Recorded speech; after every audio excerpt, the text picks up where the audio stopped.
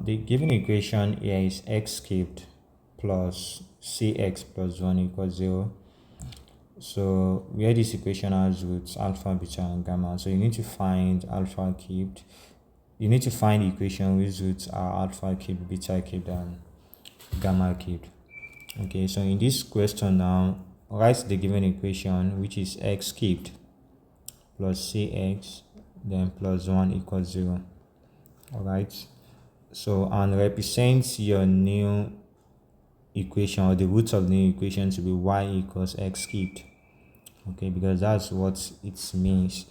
Okay, then you need to make x as the subject of formula in order for you to eliminate x completely from equation 1, which means that x here can be written as y raised to power 1 over 3. So you call this to be equation 2.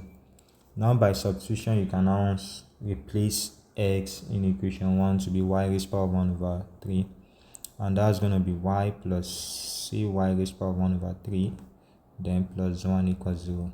So out of the three terms that we have there, one of the terms has non-integer power. Okay, so and what that really means is that we need to separate it from the remaining two terms. So which means that this is going to be y plus 1 equals minus c raised to power 1 over 3.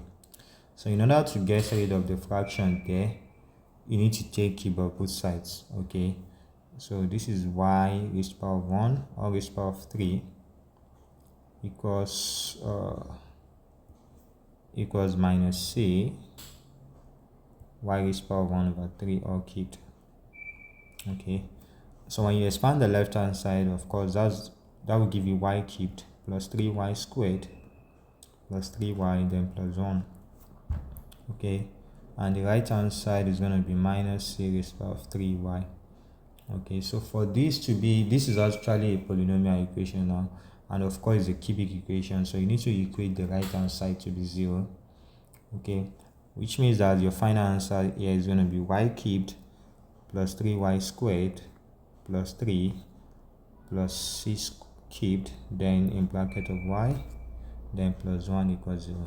So this is the equation which has roots alpha cubed, beta cubed, and gamma cubed. And of course, don't be surprised that this equation that we obtain is also in terms of c.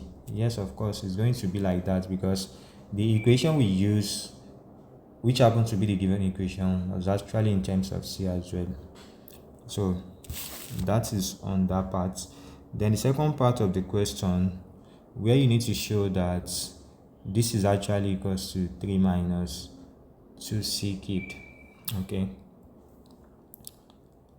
it is given to be alpha cubed plus beta cubed, alpha raised to power of 6 plus beta raised to power of 6 then plus gamma raised to power of 6 equals 3 minus 2 raised to power of 3. So this is what you have to show. Okay, so and when you have to show for something to prove, you start from the one of the sides of the equation. All right, so now we take it from the left hand side here. Okay, from the left hand side, where you have, from left side we have alpha to the power of 6, beta raised to the power of 6, and gamma raised to the power of 6. Okay, so let's write, or you can actually write each of these terms to be in terms of alpha, to be in terms of cube. Okay, so this can be written as alpha raised to the power of 3 squared, beta raised to the power of 3 squared, then plus gamma raised to the power of 3 squared. Okay, now don't forget that the new equation that we obtain here has a root of alpha cube, beta cube, and gamma cube, and in simplest form we can just represent that to be alpha subscript 1, beta subscript 1, and gamma subscript 1, where alpha 1 is alpha cubed, beta 1 is beta cubed, and gamma 1 is gamma cubed. So by implication, this is going to be alpha squared 1 plus beta squared 1 and gamma squared then subscript 1, and this is actually same as s2 prime. So I'm using prime here because we have a subscript here, so that's going to differentiate it from the normal s2 that we know. All right, so and of course we can get this. Mind you, everything I'm using here, we're gonna use it, we're gonna make use of it in the new equation. Okay, so the new equation that we obtain, which is actually in terms of y, we can now get our x2 there. X2 prime there is going to be summation alpha prime squared, then minus 2 summation alpha prime then beta prime. Okay, then summation alpha prime there, which is this, is going to be minus 3 all squared, then minus 2 alpha prime beta prime, that's 3 plus c cubed. Okay, so that's for that. Then when you expand this gives you 9 minus 6, then minus 2 c raised to the power of 3, and of course this is going to give you 3 minus 2 c raised to the power of 3, and that is exactly what you are to show for. So down to the last part of the question, where you need to find the value of c for which the matrix here is singular. Okay, the square matrix is said to be singular whenever or when the determinant equals 0. So that is what it means when a matrix is said to be singular.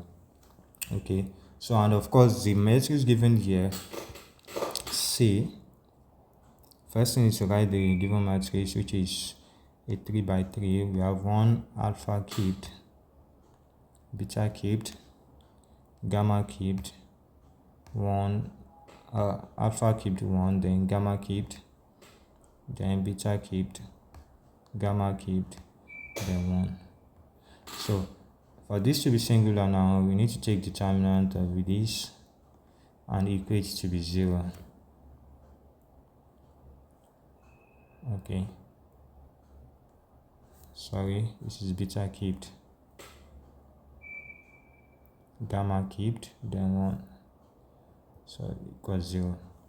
So this is going to be 1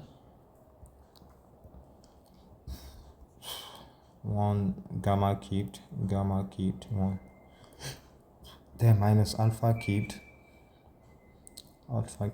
gamma cubed beta cubed 1, and the last time is beta cubed alpha cubed 1 beta cubed gamma cubed equals 0. So the final distance for here is going to be 1 minus gamma raised to the power of 6 minus alpha cubed, then alpha raised to the power of 3 minus beta raised to the power of 3, then gamma raised to the power of 3. Then you have beta cubed, alpha cubed, gamma cubed, and minus beta cubed equals 0. So let's expand this. You have 1 minus gamma raised to the power of 6, alpha raised to the power of 6, then plus alpha, beta, and gamma raised to the power of 3, then plus alpha cubed, beta cubed, and gamma cubed, and the last one is going to be beta raised to the power of 6 equals 0. So if you look at this now, you can see clearly here that each of the roots here has power of 6. I mean gamma cubed, alpha, gamma raised to the power of 6, beta, alpha raised to the power of 6, and beta raised to the power of 6. So we can take that together, which is going to be 1 minus alpha to the power of 6, beta to the power of 6, and gamma raised to the power of 6. And of course these two terms are the same, so this is going to give us 2 of that, so which is 2 alpha cubed, beta cubed, and gamma cubed equals 0. And don't forget, we've gotten value for this already. Okay, we've gotten this to be 3 minus 2c cubed. So 1 minus, in bracket, 3 minus 2c cubed, then plus 2. So alpha cubed, beta cubed, gamma cubed is going to be product of these roots. So product of the roots from this equation, this is minus plus minus, so this is going to be minus 1. Okay, so that's minus 1 equals 0. Now you have 1 minus 3 plus 2c raised to the power of 3, then minus 2 equals 0. Okay, so this is minus 4 plus 2c cubed equals 0. And again, you have 2c raised to the power of 3 equals 4. C raised to the power of 3 equals 2. So the last thing to do here is to take cube root of both sides. So if you do take cube root of both sides, you eventually obtain C to be cube root of 2. And that is what you have to find. So you can use your calculator to get the actual value for that, which is the cube root of 2. Okay, so that's the end of the question.